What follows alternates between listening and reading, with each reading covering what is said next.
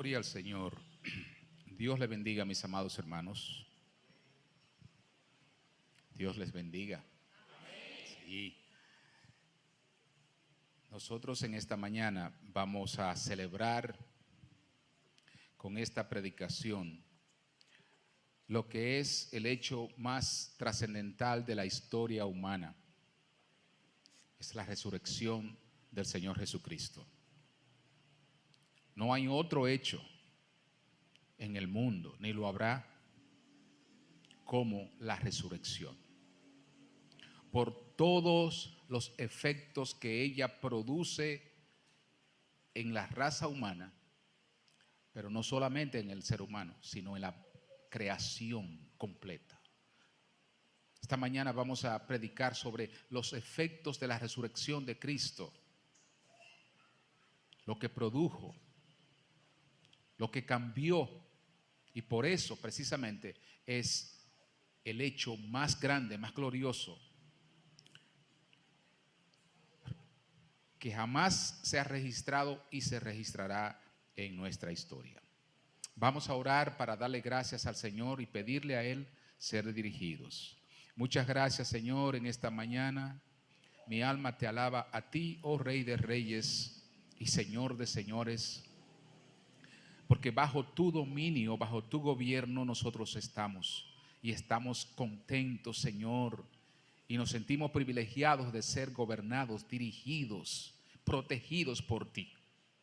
Y en esta mañana nosotros, oh Padre, nos hemos congregado para celebrar este día, donde, Señor, recordamos que el poder de la muerte y del pecado fue vencido por nuestro Señor Jesucristo.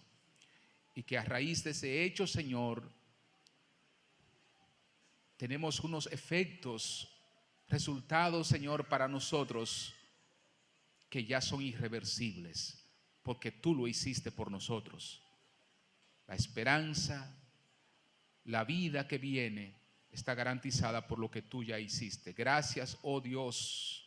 Ayúdanos a atesorar esto, Señor, en la dimensión con que debe ser apreciado. Pon en nosotros el querer, el buscarte, el rendirnos, Señor, en adoración por lo que tú has hecho a nuestro favor. Y en esta mañana rogamos que tu Espíritu nos hable, Dios mío, que nos confronte, que nos fortalezca, que nos abra los ojos, Señor, para ver lo que tenemos y lo que viene. Y a contemplar esto por medio de la fe podamos servirte mucho mejor que lo que hasta ahora hemos hecho. En el nombre de Jesús. Amén. La resurrección de Jesucristo y sus efectos para los creyentes. Yo quiero leer el Evangelio de Juan en el capítulo 20, versos 1 y 9, donde nos va a narrar el hecho. Vamos a ver el hecho de la resurrección en primer lugar. Cómo los evangelios y cómo precisamente dos testigos oculares muy vitales por su cercanía, por su conexión con el Señor, narran y son protagonistas de este hecho. Vamos a ver el Evangelio de Juan, capítulo 20, versos 1 al 9. Dice la Escritura: el primer día de la semana, María Magdalena fue de mañana, siendo aún oscuro, al sepulcro, y vio quitada la piedra del sepulcro. Entonces corrió y fue a Simón Pedro y al otro discípulo, aquel al que amaba Jesús, este es Juan, y les dijo: se han llevado del sepulcro al Señor y no sabemos dónde le han puesto.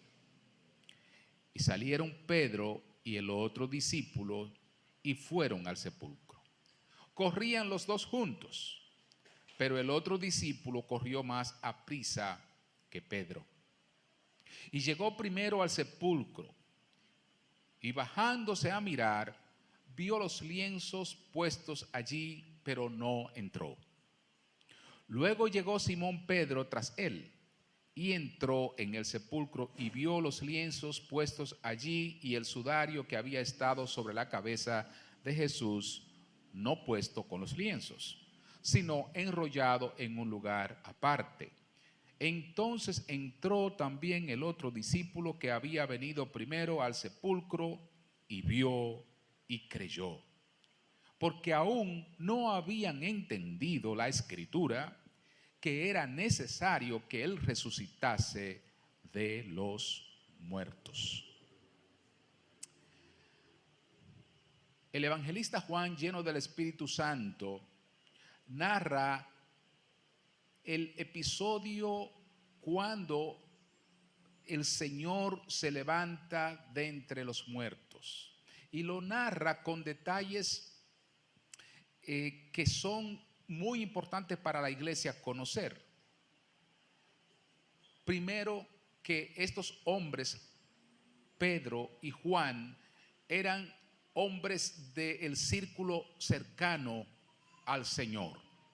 Siempre estaban en aquellas ocasiones en que los 12 no podían estar. El Señor a Pedro, a Jacobo y a Juan les confirió, por así decirlo, audiencia muy íntima, como el hecho de la transfiguración, cuando resucitó a una joven que había muerto, y así en diferentes encuentros usted ve a Pedro, a Jacobo y a Juan estando muy cerca del Señor. Qué maravilloso que en el acontecimiento más grande de la historia estén presentes en primer lugar también como testigos oculares estos hombres. Pedro y Juan son los primeros que van allí a ver, después que son informados acerca de que el Señor no estaba en la tumba por las mujeres, van allí y comprueban que ciertamente el Señor no está allí. Pero mire el detalle de este relato, además de, digamos, involucrar a estos dos hombres protagonistas del ministerio del Señor. El otro detalle que vemos allí, importantísimo, es que dice la parte final de esta narración que ellos no se acordaron de que el Señor le había dicho que era necesario que él resucitase de entre los muertos. La actitud de Pedro, de Juan y de los demás era que, espérate, no se lo pueden haber robado el cuerpo. Vamos allá a ver qué es lo que ha pasado. O sea, ellos tenían conciencia de que lo que debía suceder o está sucediendo de manera natural es que el cuerpo debía estar allá. ¿Cómo va a ser que se robaron el cuerpo? Vamos para allá a ver qué pasó. O sea, estos hombres no se acordaron que el Señor en varias ocasiones le había dicho que era necesario que él fuese a la cruz, padeciese mucho por manos de hombres pecadores, pero que al tercer día él se levantaría de entre los muertos. Ellos olvidaron ese hecho. Los más cercanos al Señor Jesucristo, aquellos que lo vieron transfigurado en el monte, se olvidaron. Y el día anterior lo habían pasado muy tristes. La tristeza se había apoderado de ellos.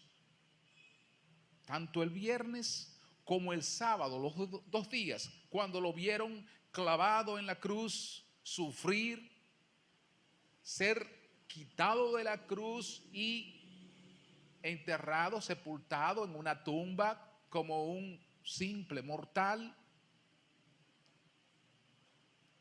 Toda esperanza,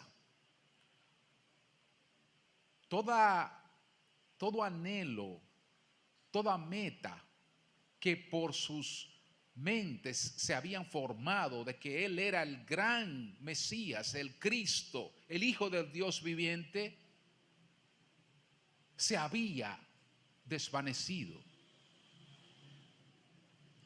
Estaban congregados tristes, llorando de que a su cabeza, a su líder, lo habían matado.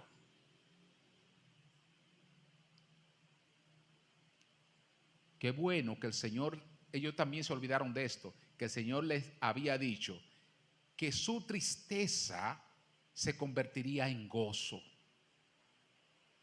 El Señor se anticipó, sabía que ellos el día viernes, cuando lo vieran colgado del madero, y el sábado cuando supieran que él estaba sepultado todavía en esa tumba, el Señor sabía que ellos iban a estar tristes, desconsolados, y como que habían perdido la esperanza de todas aquellas cosas que Él le había dicho mientras vivía.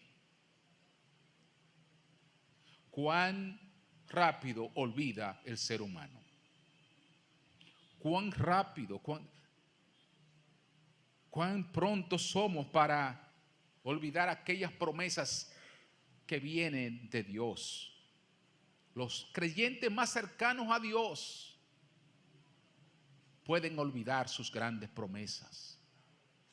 Pedro, Juan, Jacobo, olvidando las grandes promesas de aquel que habló. ¿Cómo habló? Viernes y sábado se había tornado en una pesadilla para los discípulos y para todos aquellos que habían creído en el Señor. Rápidamente se olvidaron, porque antes podían decir, cuando lo vieron, digamos, hablar,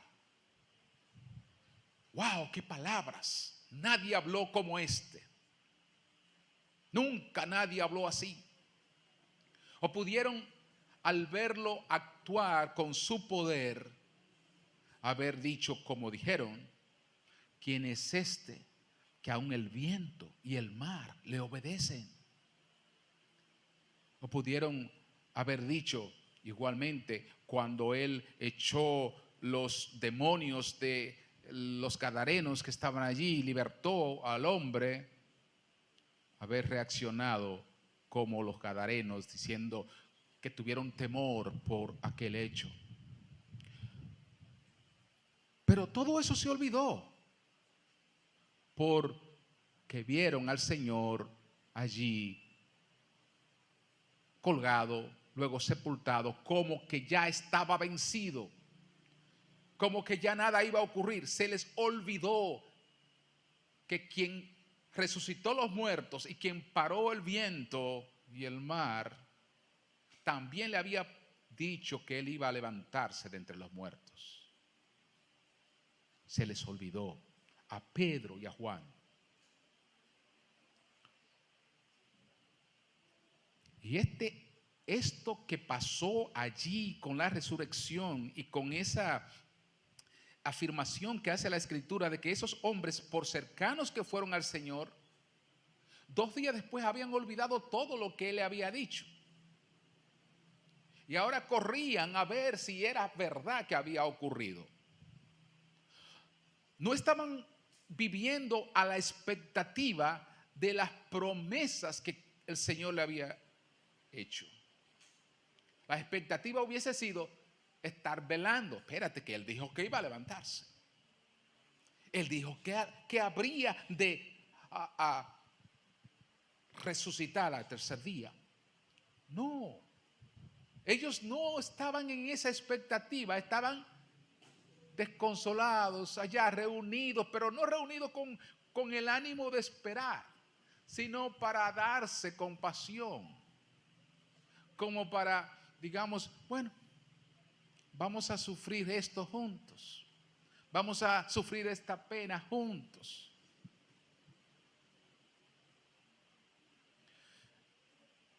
Más en expectativa estaban los impíos, porque los impíos, los sacerdotes, los romanos, pidieron que se pusiera, que se militarizara la tumba.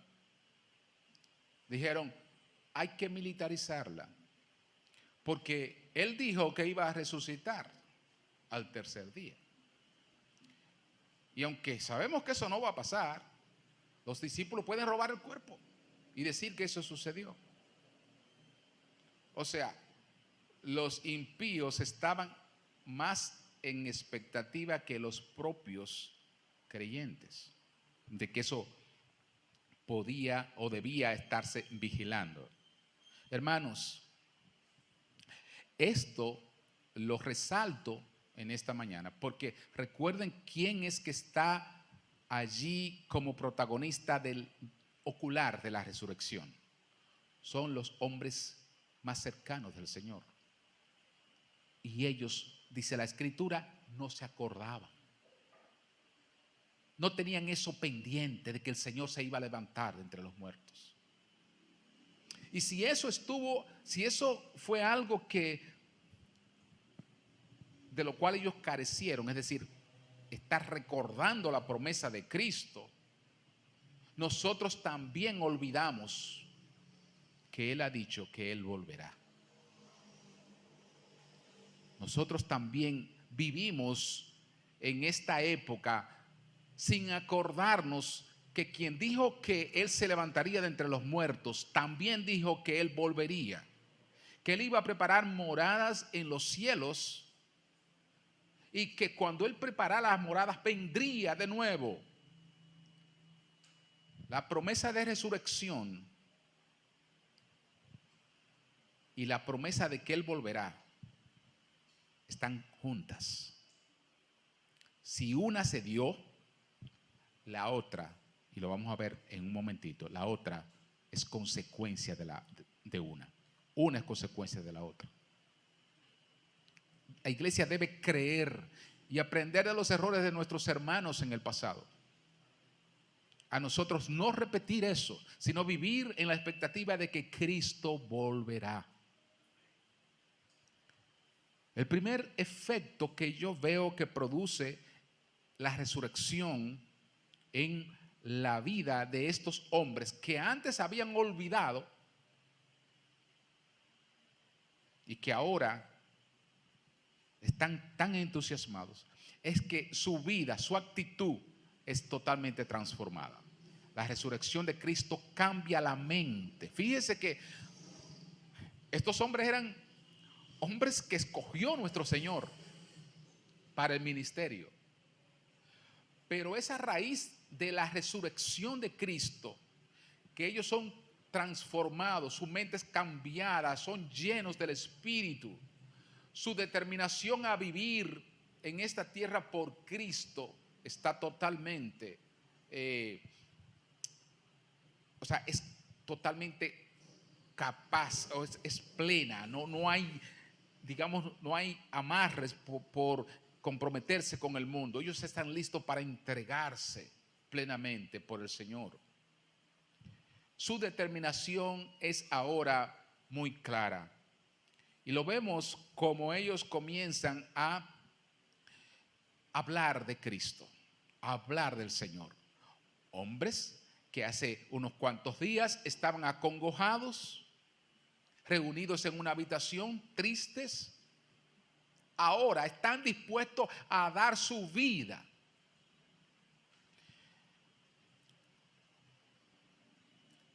A incriminarse.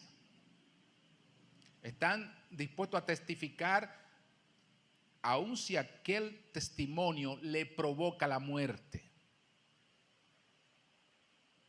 Nosotros vamos a ver cómo en Hechos capítulo 5, verso 27, la iglesia primitiva toma la resurrección como el hecho clave, trascendental para predicar el evangelio, que es buenas nuevas, que son las más grandes noticias que el ser humano haya recibido. Y es que Cristo murió, ciertamente, murió, fue sepultado, ciertamente, pero las buenas noticias es que resucitó de entre los muertos. Y fíjese cómo ellos toman ese hecho para que sea fundamento principal de la predicación. en aquel tiempo y lo tiene que ser ahora,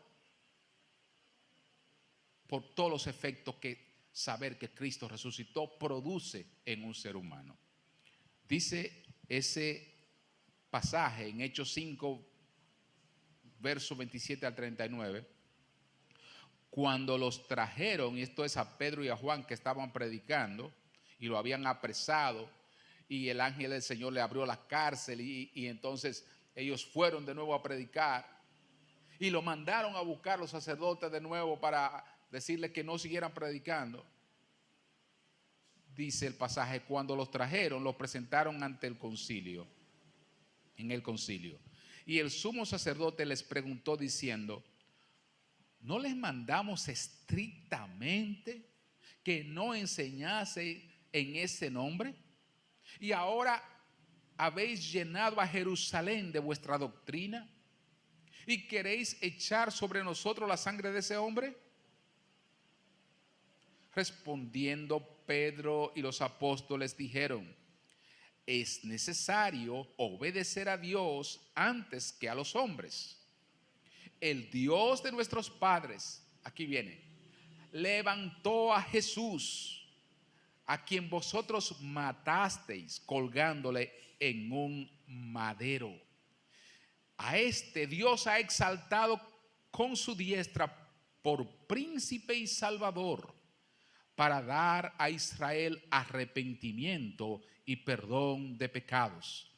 Y nosotros somos testigos suyos de estas cosas, y también el Espíritu Santo, el cual ha dado Dios a los que le obedecen.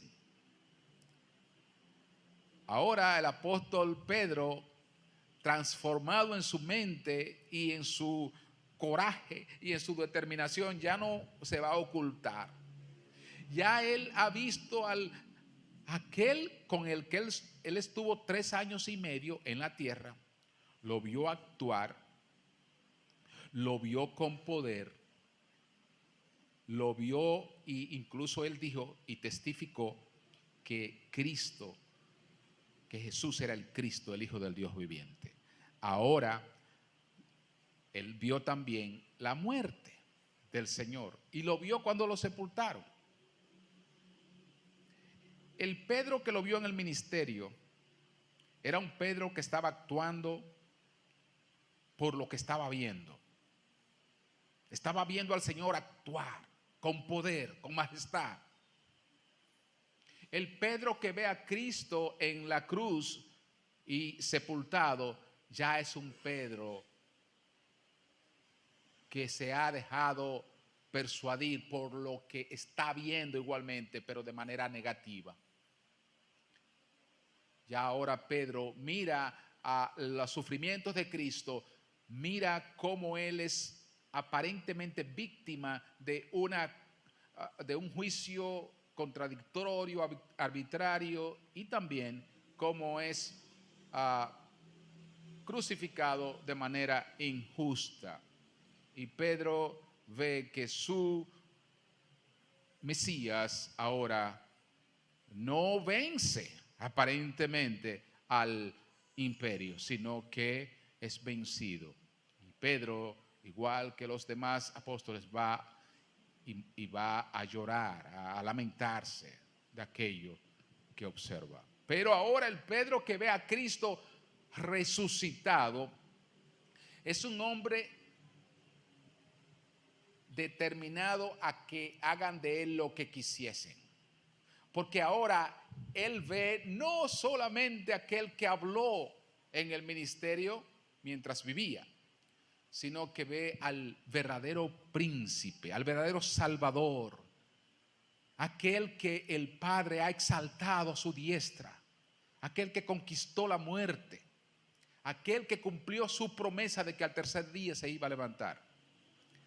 Pedro vio al Señor antes, durante la crucifixión, y lo vio ya resucitado. Pero algo más, el apóstol Pedro vio al Señor ascendiendo a los cielos. Cuando éste ascendió, por eso aquí dice, el Padre lo ha exaltado a su diestra. El Señor no se esfumó de la presencia de los apóstoles. Él simplemente no dijo: mañana me voy, me despido esta noche de ustedes, nos vemos en un tiempo que no le está permitido a ustedes saber.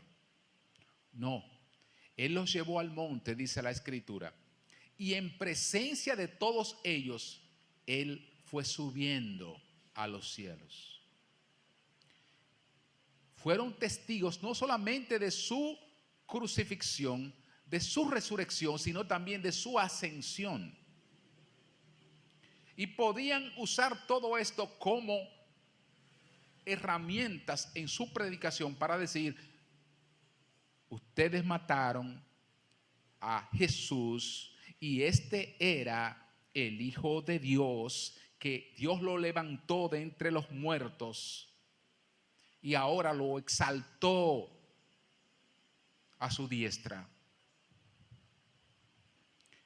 Mis amados, Pedro estaba lleno del Espíritu, pero confiaba claramente en el hecho de que Cristo había cumplido la promesa de levantarse de entre los muertos. Los vio morir, lo vio sangrar, pero ahora lo ve con la vida y lo ve resucitado, y esto transforma su mente y ya está listo para decir: no importa lo que ustedes digan, yo tengo que obedecer a Dios antes que lo que ustedes me digan. Esa es determinación que produce la resurrección de Cristo en los apóstoles que iban a predicar el mensaje. Los primeros que iban a predicar el mensaje eran los apóstoles. Por tanto, estos hombres debían estar convencidos, porque su testimonio, su vida iba a ser el fundamento de quienes, de nosotros. Como ellos actuaran de acuerdo, a lo que vieron, como ellos respondieran a ese hecho de la resurrección y lo plasmaran en las Escrituras, iba a ser la historia, es decir, cómo nosotros como creyentes en este milenio íbamos a reaccionar. Nosotros sabemos que estos hombres dudaron al principio, estaban tristes, su humanidad se vio manifiesta ahí porque olvidaron lo que el Señor les dijo, pero el Señor les recordó por medio de la resurrección de que Él, aunque la tierra y los cielos pasen, su palabra nunca pasará. Lo que Él ha prometido se cumplirá. Y la resurrección produjo esa convicción en esos primeros hombres que predicaron el Evangelio. El apóstol Pablo, a quien el Señor se le apareció caminando a Damasco, de manera directa el Señor hizo una aparición a este apóstol, que antes era uno de los persecutores de la iglesia cristiana. Lo usaban los sacerdotes para perseguir a los cristianos y matarlos. Y este hombre era muy celoso de la ley del judaísmo. Pero al el Señor aparecérsele después de la resurrección, eso produjo en Pablo, primero, que él iba a renunciar a todo lo que tenía antes, a todo su conocimiento, a toda su tradición, a toda su entrega al judaísmo, a todo, por servir al Señor, a quien él vio después de la resurrección. Y Pablo muestra cuán importante era el tema de la resurrección de Cristo para persuadir a las almas, que él en una de sus intervenciones, que está en Hechos capítulo 13 del verso 26 al 33, va a decir cómo esto estaba anticipado incluso en las antiguas escrituras en el Antiguo Testamento y cómo Dios ahora lo manifiesta en ese momento. Dice: varones hermanos, hijos del linaje de Abraham, y los que entre vosotros teméis a Dios, a vosotros es enviada la palabra de esta salvación, porque los habitantes de Jerusalén y sus gobernantes, no conociendo a Jesús, ni las palabras de los profetas que se leen todos los días de reposo, las cumplieron al condenarle.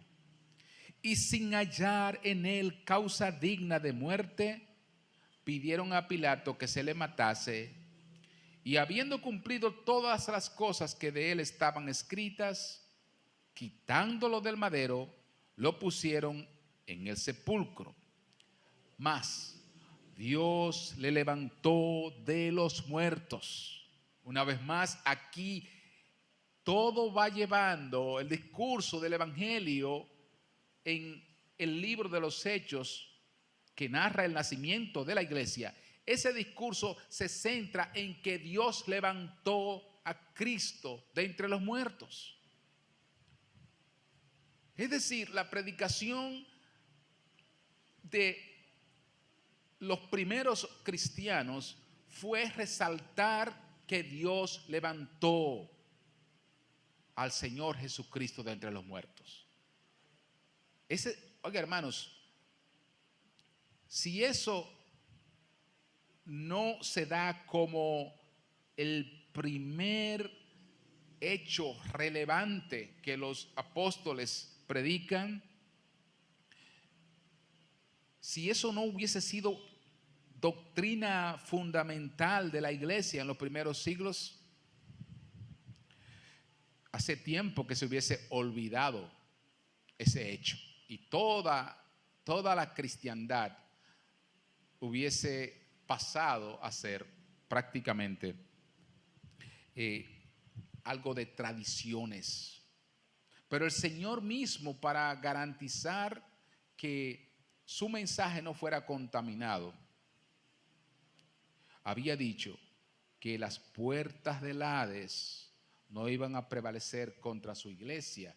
Por eso el mensaje que reciben los apóstoles del Espíritu Santo enfoca que Cristo fue levantado de entre los muertos. El Señor es que está diciéndole: anúnciale que yo me levanté de entre los muertos, que ustedes me han visto. Él les dice cuando se encuentra con ellos: vayan a Galilea y anuncien, díganle lo que ustedes han visto.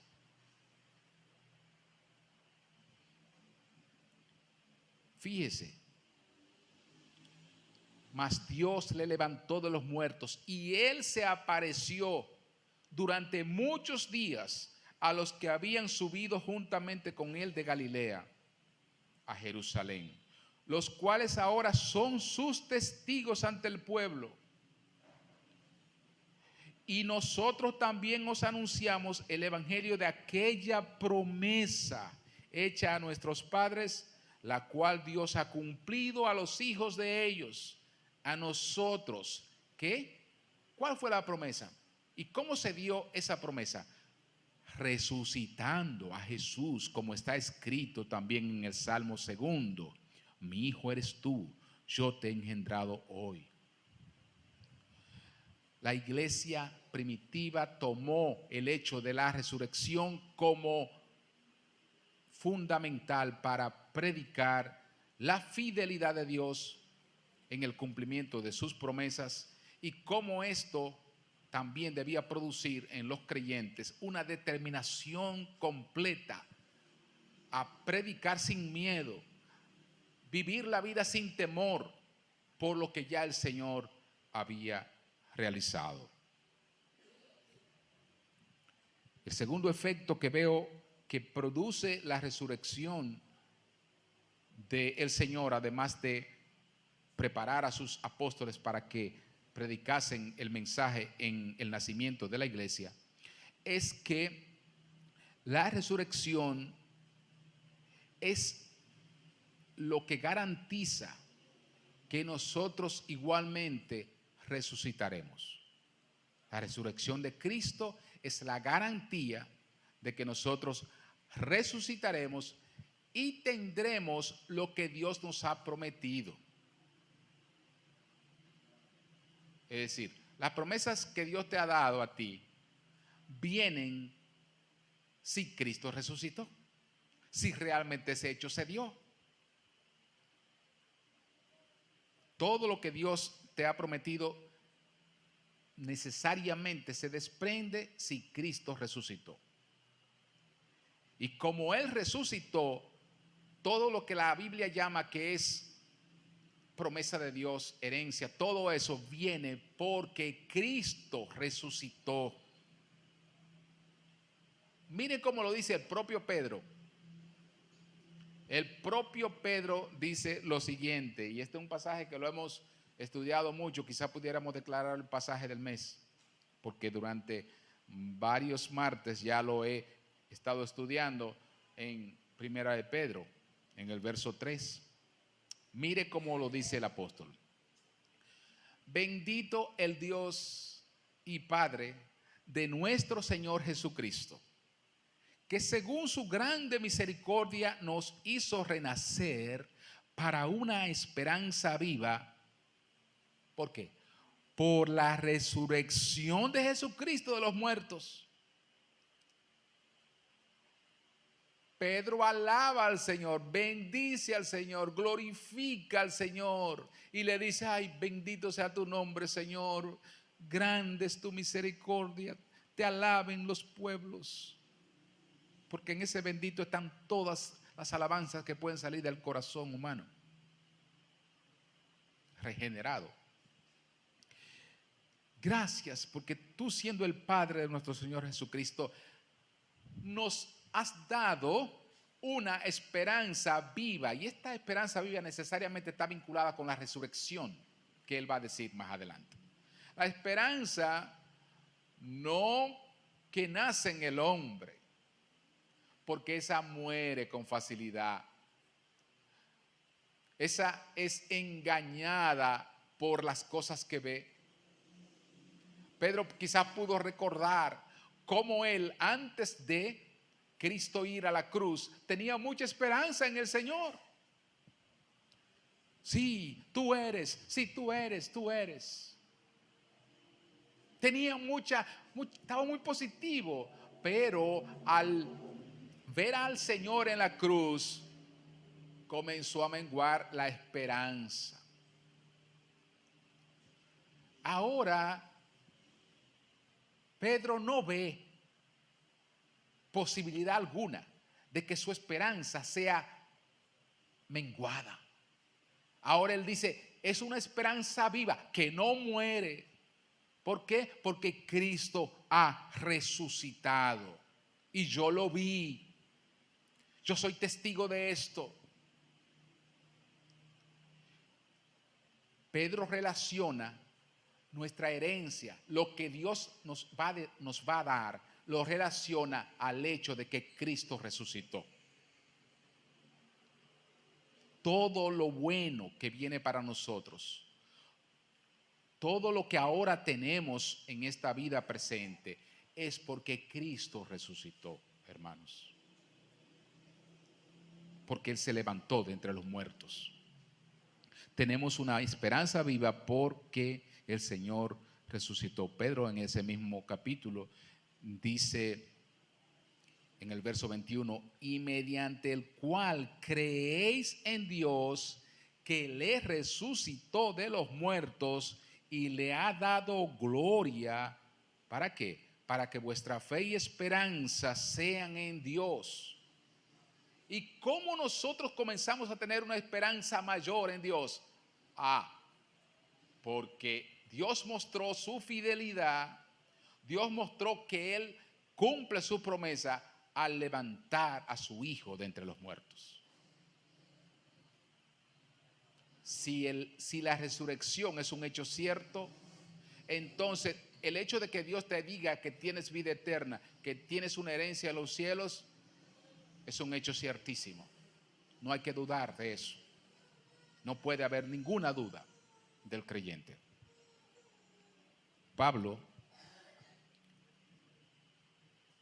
tiene la misma convicción cuando dice en 2 Corintios capítulo 4, verso 14, sabiendo que el que resucitó al Señor Jesús, a nosotros también nos resucitará con Jesús y nos presentará juntamente con vosotros. Pablo dice, si el Padre resucitó al Hijo, la promesa es que aquellos que crean en Él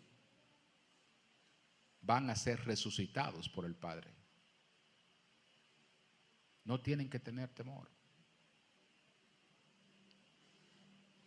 Romanos capítulo 10, versos 8 y 9, Pablo dice, ¿Mas qué dice? Cerca de ti está la palabra, en tu boca, en tu corazón. Y esta es la palabra de fe que predicamos, que si confesares con tu boca que Jesús es el Señor y creyeres en tu corazón que Dios le levantó de los muertos, serás salvo. Los efectos que produce el hecho de saber que Jesús resucitó es que tú tienes salvación, que tú estás claro de dónde estás, de por qué estás aquí, de hacia dónde vas después de esta vida. El creyente tiene seguridad porque la resurrección de Cristo le aclara el panorama y sabe que esa resurrección, al estar unidos nosotros con el Señor Jesús, esa resurrección nos beneficia de manera directa. Y aquí está el tercer efecto que produce en nosotros saber que Cristo resucitó, el hecho de la resurrección. ¿Qué es? Que la resurrección tenía un propósito. La resurrección tenía un propósito y era que tú y yo, atención hermanos, esto es vital, que tú y yo obtuviéramos el beneficio que Cristo obtuvo. Es decir, que tú y yo obtuviésemos el beneficio que Cristo obtuvo. ¿Cuál fue? Resucitado de entre los muertos, no dejado en la tumba, la muerte no iba a tener señorío sobre Cristo. Al Cristo resucitar, esta resurrección, hermanos, tuvo un efecto directo en todos los que creen en el Señor. Todos. Y permítanme argumentar esto de la siguiente manera. Si no hubiese sido para beneficiarnos a nosotros, para darnos la vida después de esta, si no hubiese sido por eso, en vano Cristo se encarnó. Porque ¿para qué se hubiese encarnado el Señor? ¿Para qué era necesario que el Señor descendiera de su gloria y entrara a esta tierra y se sometiera a este plano, incluso permitiera que sus criaturas le golpeasen, le abofetearan, le injuriaran? ¿Por qué bajar a este plano si al final Él iba a resucitar y volver allá? ¿Qué experiencia? Él no necesitaba tener una experiencia para Él, y en todo caso esta experiencia sería muy negativa, porque era simplemente para que lo golpearan, sufrir.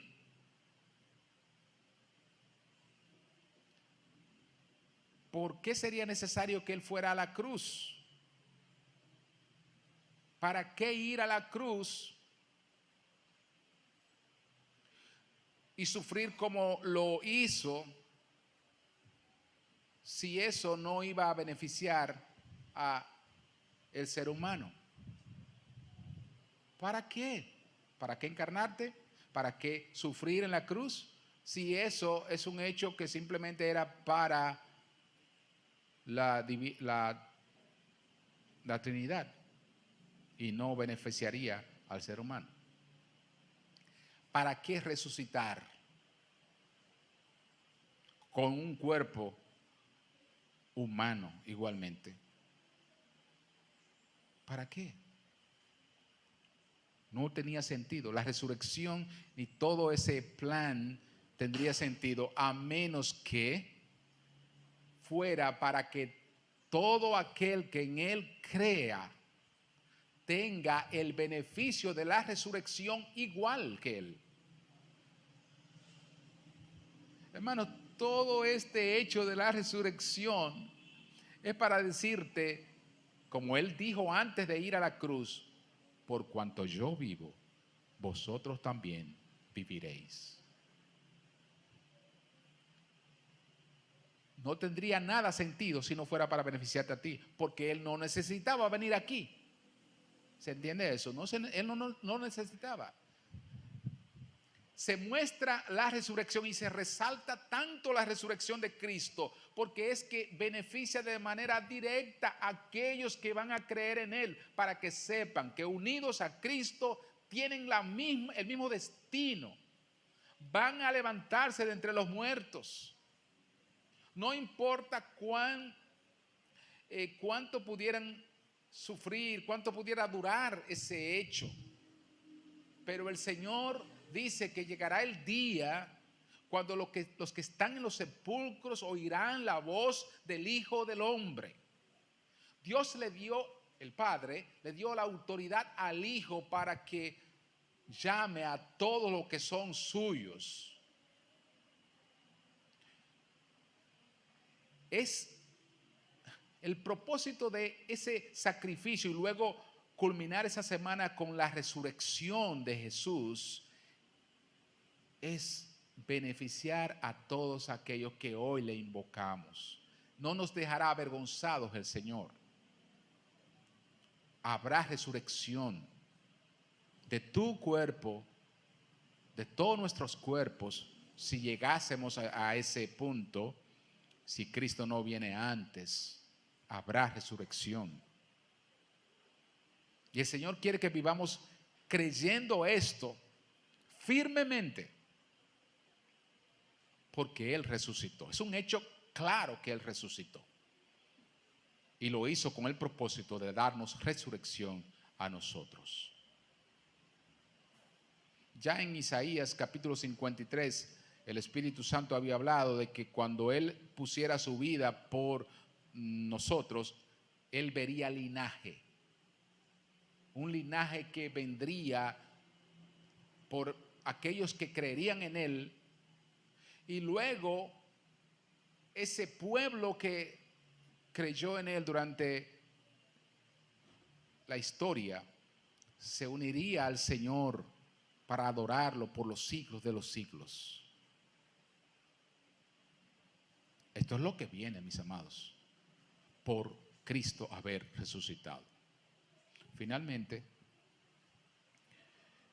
quiero decirle que tan claro como las Escrituras lo resaltan, el hecho de que Cristo se levantó de los muertos como Él había prometido, tan claro como eso, incluso más, está la promesa del Señor de que Él volvería. Y yo quisiera que esta mañana nosotros nos fuéramos a nuestras casas con nuestras mentes puestas en esas dos promesas, una cumplida y otra por cumplir. Cristo dijo, es necesario que yo padezca mucho, pero al tercer día me levantaré. Y yo quiero que tú, porque si no lo has entendido así, entonces vana, como dice la Escritura, es tu fe. Yo quiero que tú entiendas que la resurrección es un hecho incontrovertido, es un hecho dado. Y la actitud de los apóstoles te lo demuestra. Testigos oculares, se incriminaron a ellos mismos para decir: Cristo resucitó y por Él vivimos, y hagan lo que ustedes quieran, pero nosotros lo hemos visto resucitado. Nosotros hemos visto que Él se levantó de entre los muertos. Hermanos, estos hombres, repito, al ver la resurrección de Cristo fueron transformados y estaban dispuestos a incriminarse. Ustedes pueden pensar que estas personas, tantos como eran, estaban dispuestos a incriminarse por algo que ellos entendían que no era cierto. No. Si ellos de alguna manera estaban diciendo, como falsos testigos, de que vieron a Cristo resucitado y no lo vieron, ellos mismos argumentan que serían encontrados falsos testigos delante de Dios. Pero ¿qué ganarían?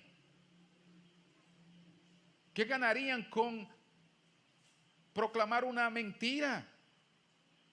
¿Qué estaban ganando con proclamar que Cristo resucitó? Si eso lo que le producía era la muerte. No ganaban nada. ¿Y qué ganaba Juan con envejecer en una isla por allá? Porque Juan fue el último de los apóstoles. Un muchacho joven, porque Juan era uno de los más jóvenes de los apóstoles del Señor. Un jovencito. Y sin embargo, toda su vida sirviéndole al Señor, después de que vio a Cristo resucitado, mejor, antes de negar ese hecho, mejor enfrentó que fuera desterrado a una isla, solito, la isla de Patmos, como viviendo allí con todas las limitaciones. Ahora, ¿quién hace eso por una mentira? ¿Por un testimonio falso? Pero más aún, ¿quién vive todos esos años y al final de su vida dice: sí, ven Señor Jesús, yo te estoy esperando? ¿Quién va a vivir su vejez convencido de una mentira él mismo? No. Él estaba claro que vio a Cristo resucitado y lo vio ascender a los cielos. Y no importa si él estaba en Patmos, exiliado. No importa. Él iba a esperar con paciencia la promesa de Jesucristo. Mis amados, aquel que prometió resucitar y lo hizo, ha prometido que vendrá, que regresará por su pueblo. Y ahora tú y yo somos testigos de eso, de que Él ha prometido que vendrá. Que no nos sorprenda ese día como sorprendió a los discípulos la resurrección de Cristo. Nosotros, a diferencia de los discípulos que estaban reunidos tristes, nosotros debemos estar velando y en expectativa, porque el que dijo que vendría, vendrá. El autor de los Hebreos dice: aún un poquito, y el que ha de venir vendrá, y no tardará. La iglesia tiene que vivir pensando que un día los cielos se abrirán y que el Hijo de Dios vendrá de nuevo. Que así como los apóstoles lo vieron ascender a los cielos, Él regresará. Y la Biblia dice que allí con millares de sus santos ángeles Él vendrá. Puede sonarle algo fantástico al mundo, pero no a los hijos de Dios. Nada es imposible para aquel que ha prometido que hará algo. Y la resurrección tiene como efecto que todas las demás promesas de Dios para su pueblo se cumplirán. Vida eterna. Tú tienes vida eterna. No importa que tú ahora no puedas asimilar la magnitud de esa vida, pero Dios te ha prometido vida eterna por Jesucristo. Y pensando en eso, es que yo me gozo, es que yo me animo. Porque si veo lo que le pasa al ser humano en esta tierra, esto es para vivir angustiado, amargado, desesperanzado. Pero cuando veo que Cristo resucitó de entre los muertos y me dijo: por cuanto yo vivo, tú también vivirás. Si crees en mí, tienes vida eterna. Eso, hermanos, pone mi visión, mi meta, mi anhelo allá, en ese momento. Y sé que es 100% real. Y por eso vivo, y por eso me congrego, y por eso sirvo al Señor. Porque lo que viene para mí es algo muy grande. Y lo que viene para ti, si crees en que Jesucristo se levantó de entre los muertos y que eso te beneficia de manera directa a ti como su hijo. Que Dios te bendiga y te ayude a gozarte en estas promesas de Dios que están dadas sobre hechos ciertísimos, y que los primeros hombres que le vieron a él resucitado testificaron y dieron su vida para mantener firme esa declaración que Dios les había dado.